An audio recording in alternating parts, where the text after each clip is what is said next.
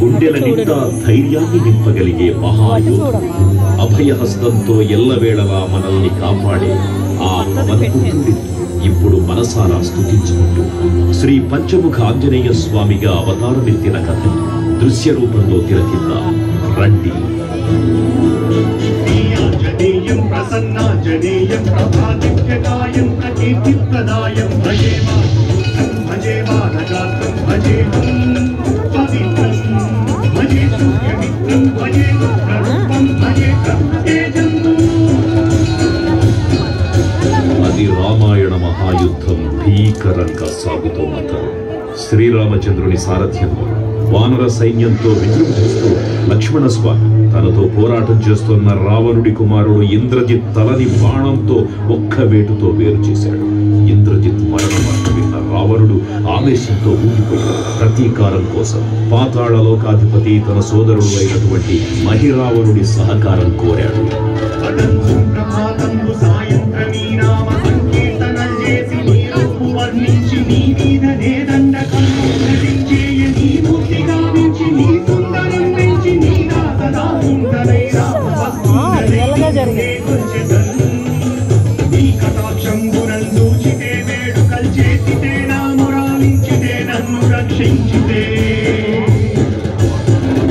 తంత్ర విద్యలో ఆరితేరిన మహిరావణుడి దాడి గురించి విభీషణుడి ద్వారా ముందుగా తెలుసుకున్న హనుమంతుల వారు తన ప్రభువుల విశ్రాంతి మందిరానికి కాపలా ఉండగా ఆ దుష్టుడు లోపలికి ప్రవేశించడానికి పలు ప్రయత్నాలు చేసి చివరికి మాయోపాయంతో విభీషణుడి రూపం ధరించి మందిరంలోకి ప్రవేశిస్తాడు.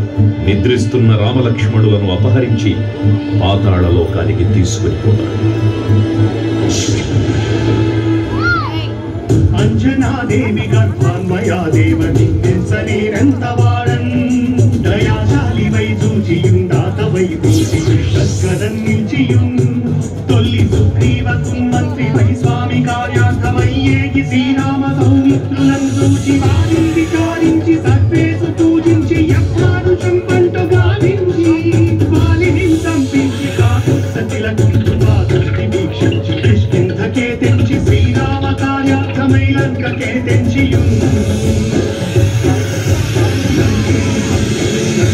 కాల్చియుం యప్పూని తుంచూచి ఆనందమప్పొంగి ఆయుంగరం విచ్చి ఆరత్నముం తెచ్చి శ్రీరామగున్నిచ్చి సంతోషముం చేసి తన ప్రభువులను కాపాడుకోవడానికి వాయువేగంతో పాతాళ లోకానికి చేరుకున్న ఆంజనేయ స్వామికి సగం మొసలి సగం వానర రూపంలో ఉన్న వింత జీవి ముఖద్వారం వద్ద కాపలా కాస్తూ కనిపిస్తుంది. ఆ జీవి మకరధ్వజుడు అనే తన పుత్రుడని మహాసముద్రాన్ని దాటుతుండగా నీటిలో పడ్డ స్వేదవిందు ఒక మొసలి గ్రహించడం వల్ల జన్మించాడని తెలుసుకొని ఆశ్చర్యపోతాడు హనుమంతుల వారు. తన పుత్రుడిని యుద్ధంలో ఓడించి పాతాళ లోకంలోకి ప్రవేశిస్తాడు.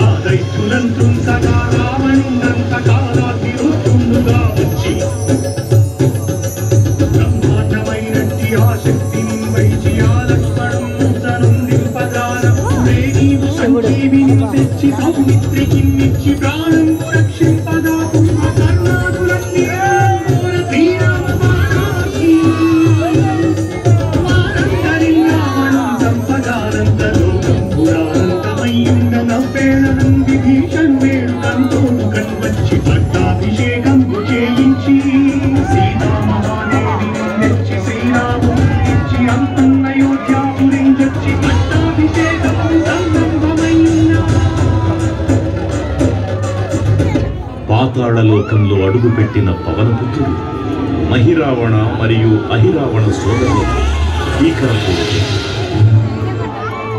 5 దిక్కులలో ఉన్న 5 దీపాలను ఒకేసారి ఆర్పడం ద్వారా మాత్రమే వారి మరణం సంభవిస్తుందని చెప్పారు. అప్పుడు మహాబలి 5 ముఖాల ధారణ చేసి పంచముఖ ఆంజనేయునిగా అవతరించి ఏకకాలంలో 5 దీపాలను ఆర్పివేసి ఆ దుష్ట సోదరులను తుదముట్టిస్తారు.